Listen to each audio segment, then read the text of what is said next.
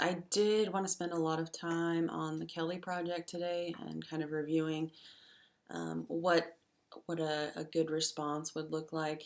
Um, Obviously, that's not happening because I'm not there. So I thought what I'd do is make a really short video on part of what I was going to say in class today. So first off, there wasn't a single student, at least from the documents that I could download, that did not do a good job on the project.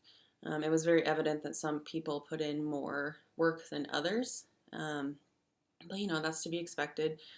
There was really no one that I sensed completely missed the boat, so that's good. You're all in the boat. Um, but I just wanted to mention a couple things. Um, the first of which is it seems that people had, I guess I would say, bipolar reactions to the assignment. This might shock those of you who were mortified by it, but overall, most people did get something out of the assignment in the way of learning about something new, and also feeling like they're actually being challenged. And really, that's my goal with all of these kind of strange assignments that I make, especially in this course. But I'm really just trying to get you guys to think and open yourself up to different possibilities.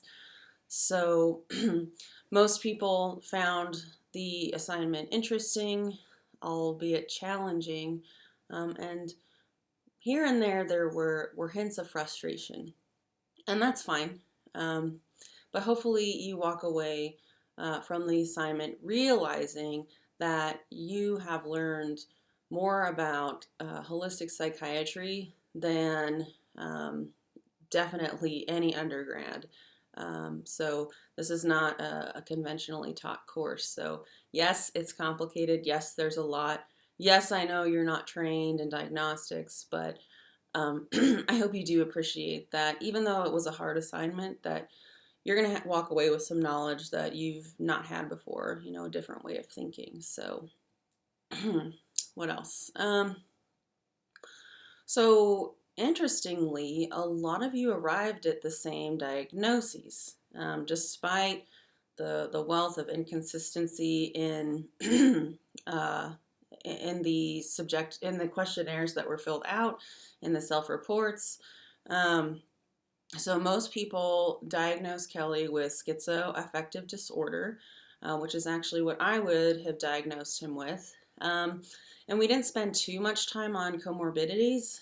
Um, and part of that because in this case, getting the primary diagnosis is tough. Okay, so identifying the secondary diagnosis, that does take more time. But a lot of you did mention things like, I think it's schizoaffective disorder, but I can't rule out autism spectrum disorder. And that's perfect because arguably Kelly does meet criteria for ASD, so autism spectrum disorder as well. And one thing about ASD that I think a lot of people are unaware of is that some of these people, they do show aggression and they do show what looks like mania. And so I think a diagnosis of ASD would also be reasonable. I'd like to say that the diagnosis of autism spectrum disorder for Kelly is actually what allowed us to uncover what his primary problem was. So, if you recall, when we talked briefly about PANS and PANDAS, which relates to streptococcal infection and other infection, and one of the main clinical features is sudden onset OCD. Once we tested for that, we did find that he was positive for strep, and that PANDAS was underlying a lot of his tics and his sudden outbursts, aggressive outbursts. So another thing to think about as you work through diagnosing Sophie, and potentially the third case is, okay, is there maybe there's not a diagnosis that fits in all possible ways like we would like, finding the puzzle piece, the missing puzzle piece, and it just doesn't fit exactly perfectly. But is there a diagnosis that can provide us with a scaffolding where we can question things that might lead us to answers that would be fruitful, and or does this diagnosis come with certain treatment options that would help the patient. So in Kelly's case, things like occupational therapy, these different medical tests that related to PANS and PANDAS, all of that was able to be covered by insurance because he had the autism diagnosis. And I think that you guys will hear from other practitioners that are coming later in the semester that sometimes the diagnosis doesn't really fit. As in Sophie's case, people tell the family all the time, well, it's not autism, but it does fit generally. And so what you're probably going to hear from practitioners is that, yeah, it's not really these classic ICD symptoms from the DSM, but we're now able to cover treatment, therapy, etc., because we have an insurance code for reimbursement. And truthfully, in part, the DSM was created to allow insurance systems to reimburse for specific disorders. There are a lot of caveats with that and a lot of issues, but maybe we'll go into that another day. But anyway, point being, think about whether the diagnosis that you're assigning affords you the ability to test for certain things that could be underlying the actual mental disorder, and or does it open the possibility for the patient to receive treatment. Those are really important things to consider. They're more practical in nature. Ideally, we, in theory, would have means of diagnosing where people fit specifically into categories. I am not an MD, I'm not a psychiatrist, but I do see a lot of cases like Kelly. I work under the supervision of an MD. There are a lot of ways to work in a diagnostic field legally and only having your PhD or even your master's. But anyway, what I was going to say is that it's never simple, okay? And in some of your comments, I wrote things like these different psych disorders. The people that come in and see me, it is very, very rare. In fact, it's never happened where I've seen someone with depression or anxiety or a sleep problem or even schizoaffective disorder itself, where there was not some underlying organic problem with the person. Now, that's not to say that 100% of the symptoms were captured by this organic problem, for instance, copper in a schizophrenic, but symptom relief was brought by organic means, okay? So I hope that's something that you walked away with from the Kelly case. And it seems like a lot of you also picked up on the fact that the gut is huge. I think it's so unfortunate that it takes a 400 level course for psych majors to be taught about the importance of the brain-gut axis. And truthfully, I wish we could just spend an entire semester on that alone, because there is a lot in this class. But guys, the gut is huge. If your gut is dysfunctional, if you have dysbiosis, you are not going to have good mental health. I mean, that's a given. So if you suffer from mental health issues, anyone you love, I would kind of beg you to look into digestion, nutrition. Hippocrates said, "Let thy food be thy medicine," right? Unfortunately, that doesn't apply as much as we would like today because of the things that are happening to our crops and to our food, but there are certainly lesser evils, right? Eating refined sugar, well, that's going to cause significant disruption, not only at the gut level, but at the level of the brain and your mental function. And eating leafy greens, and cruciferous vegetables is certainly a better idea than eating a donut. Research will always agree on that. So, despite all of these different camps, these nutritional camps, just know that vegetables are never going to go out of style. That's always going to be something that people recommend. And just really quickly, it's kind of an aside. People get hung up on like, oh, well, I can't afford organic, and so there's no point to eating vegetables. There are studies that show that even if you are not able to access organic produce, that eating non-organic produce is better for you than not eating produce, period. So please keep that in mind. I know it's easy to get overwhelmed by all of these things that we're told. We live in uh, the age of information overload, but and same. I mean, the same thing was seen at this with this case, right? Total information overload. But you really, I hope you guys are filling out that Rediscover You workbook because it's due Thursday. But I hope you ground yourself in your values, and when you do that, and then you make decisions from there, things are a lot easier. So I would encourage you to identify those values, really integrate them into your being, and make decisions based on those values. Okay, and that'll help you with not just consuming information from science and at all places that information comes today, but even in the diagnostic process. If you ground yourself in your truth, oftentimes you don't get stuck in places of indecision. So that was a definite aside. Apologies. You can tell that I'm a little bit sick. My brain's bouncing around even more than usual. Okay, what else? So, so schizoaffective disorder was the top diagnosis, which is good. There was also bipolar disorder with psychotic features, which is actually in the differential for schizoaffective disorder. What does that mean? Okay, what that means is that if you diagnose schizoaffective disorder, what you need to do is also go look at bipolar with psychotic features and rule that out, because it could be either or. Now, why does that matter? Why do we care about, well, is it this one? Is it this box? Is it that box? Well, traditional models of psychiatry treat those people differently. So in some cases, if someone's bipolar, right, what are they going to prescribe to them? That would probably be a mood stabilizer.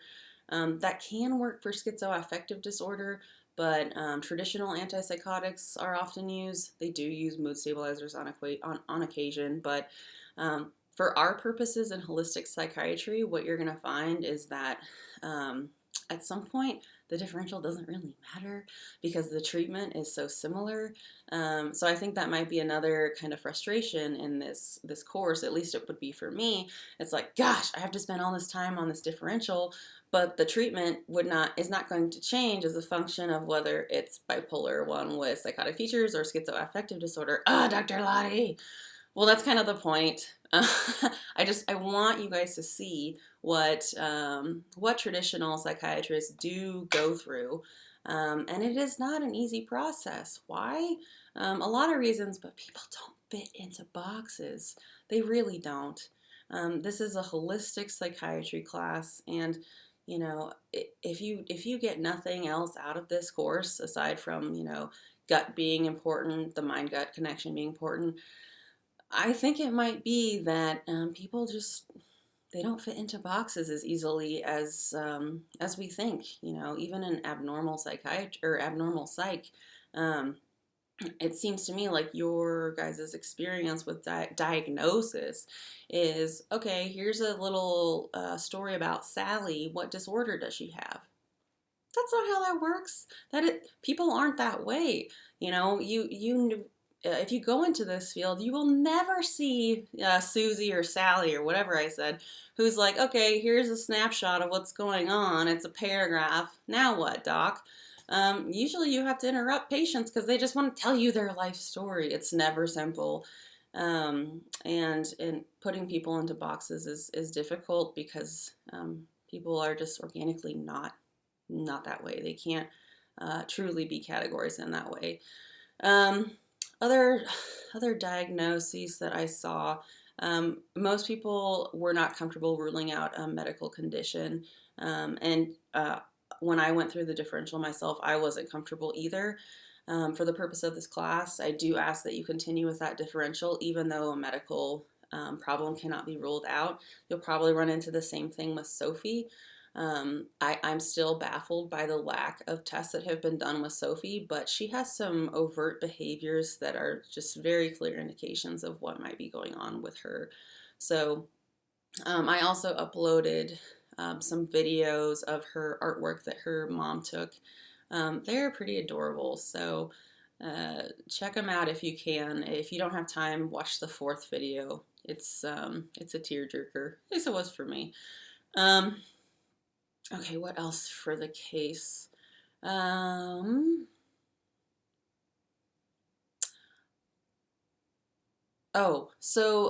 far as protocol development, in Kelly's case, ideally you would have looked at the protocol that he was currently on, or what was most recently outlined. And one concern is that Caroline, the nutritionist, recommended St. John's wort. And given his symptoms, that might not be a good idea. So St. John's wort is something you have to be really careful with. Not only should you be checking the ingredients, the quality of the ingredients on a third-party reviewer site, because St. John's wort can oftentimes come with heavy metals and is just processed poorly when put into a capsulated formula. You need to be aware of possible side effects of these supplements. So I think one thing that holistic psychiatrists and functional nutritionists and these people working very hard in these alternative health areas forget is that supplements have side effects, and they're not necessarily they're not as toxic per se as certain pharmaceuticals. They don't cause necessarily as much injury, but they're not completely benign in every person, and you shouldn't lightly just start taking supplements, especially if we're talking about St. John's wort, or any of the fat soluble vitamins. So a lot of you recommended that Kelly take vitamin D, but it's important to test for levels of vitamin D before consuming, and that's because it is fat soluble and it can build up in your system, and not good things happen with vitamin D toxicity. But just remember that the nutrition industry, the supplement industry, especially the supplement industry, suffers similar ills as pharmaceutical companies. And it's similar but different. So we don't really have time to go into that, but just be aware of the fact that there are similarities, and you do need to exercise caution. Don't just dump supplements into yourself or others, especially if they're ones that affect, neurotransmitter function or vagal tone, anything like that. So Kelly's parents did deny or rejected the idea of him doing traditional Chinese medicine. So that was not something that was pursued. Dr. Rowe did present her case as if she had seen Kelly and she prescribed a treatment for him in the event that he wanted to see her, like what she would do as an example. But that treatment option was denied. So I think a lot of you were concerned about that protocol and about Kelly's reaction to these Chinese herbs, which they can cause further stomach upset. So it may not be the best idea. Also, Kelly and needles. Yeah, that would not be pleasant. So acupuncture. There are alternatives to acupuncture. Sometimes they'll use tuning forks over various locations, but at least to my knowledge, that was not expressed in the overview that Dr. Rowe provided. So based on that, Kelly he did not go through with that protocol. Okay, let me reflect on whether there's anything else I want to tell you. Let's see.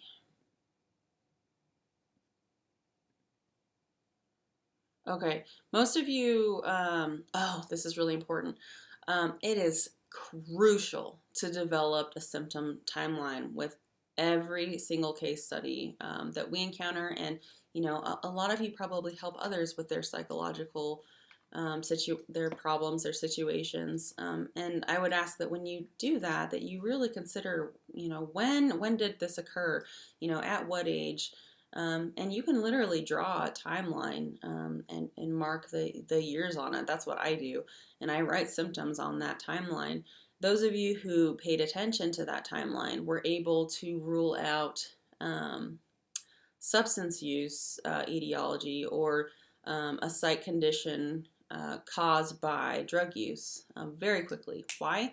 Because you knew that Kelly displayed psychotic symptoms before the use of DMT. So DMT did exacerbate his symptoms, but he had a pre-existing condition. So that's an example where making that timeline is crucial. Also, if someone's not sleeping and they're waking up in the middle of the night, and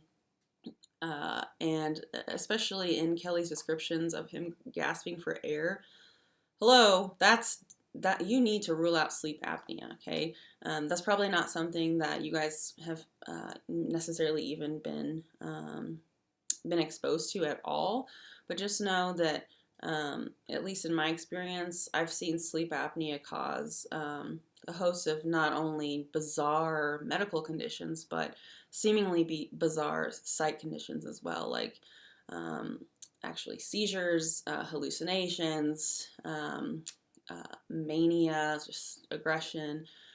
So sleep apnea is something that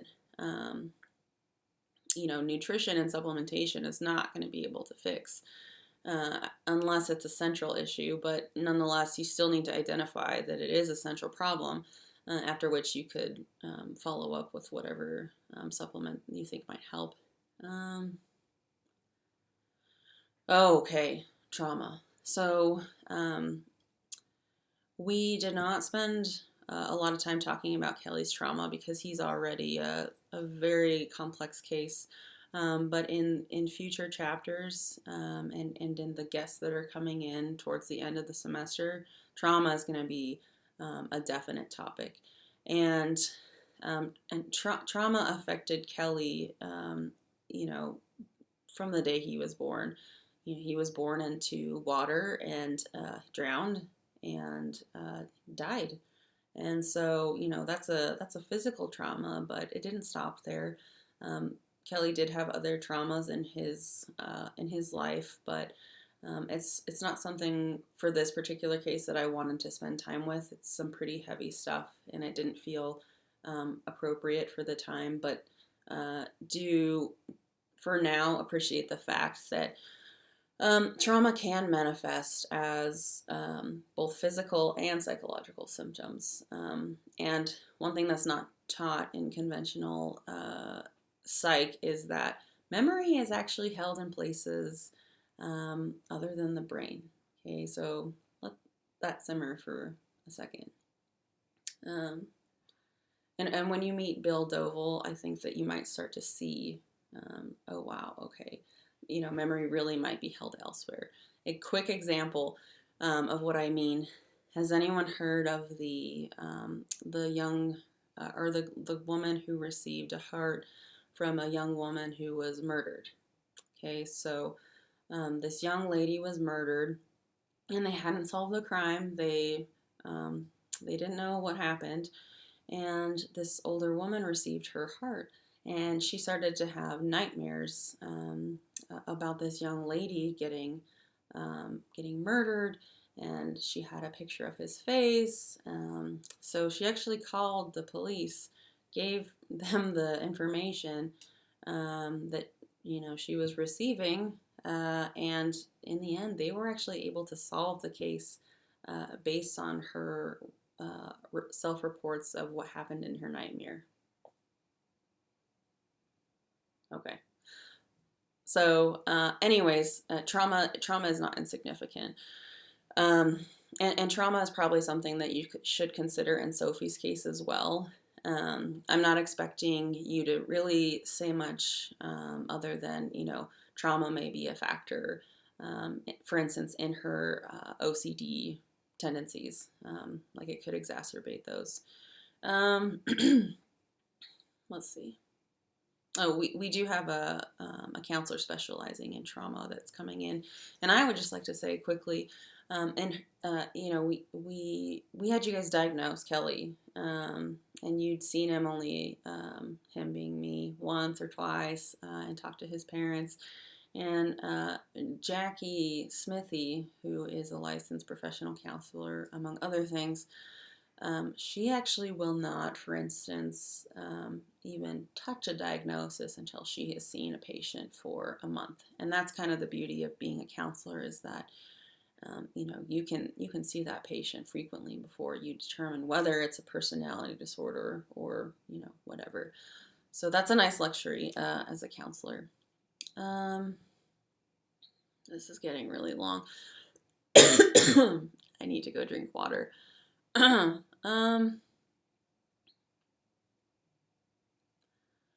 Okay, so I wrote notes on all of your Kelly projects, and I hope they help for the Sophie case. And if you have any questions or concerns, please don't hesitate to let me know. If you're struggling walking through a decision tree or arriving at a primary diagnosis, you can email me. I'll get back to you. But thank you guys so much for your really hard work on that assignment. And I think that you might not be able to see how this will impact your future in a great way at this point, but I can pretty much guarantee you that uh, these things that we're working on, they'll come up, and you might be able to even save someone's life. So thank you so much for your efforts. I really appreciate you guys. Okay, I'm gonna go try to get better and drink a ton of water, probably get in my sauna and do all my things, all my little gadgets. But I will see you guys on Thursday. Thank you so much. Bye.